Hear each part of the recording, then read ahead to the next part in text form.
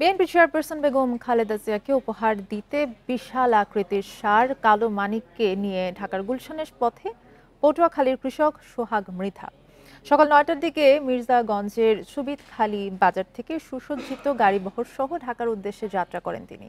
৩৫ মণ ওজনের ষাঁড়টির দৈর্ঘ্য ১০ ফুট এবং প্রস্থ প্রায় ৫.৫ ফুট। সোহাগ শখ করে গরুটির নাম দিয়েছেন কালো মানিক। কুচকুচে কালো রঙের জন্য স্থানীয়দের কাছে এই নামে পরিচিত গরুটি। গত ঈদে বাজারে ১০ লাখ টাকা দাম উঠেছিল গরুটির। তবে সোহাগ সিদ্ধান্ত নেন গরুটি বিক্রি না করে বেগম খালেদা জিয়াকে উপহার দেবেন।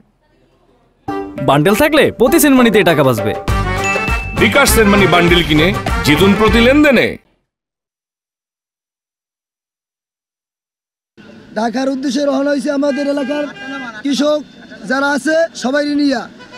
আমি নেত্রীকে ভালোবাসি তাই জন্য আমি নেত্রীকে ঈদে উপহার দিতেছি এটা গরু।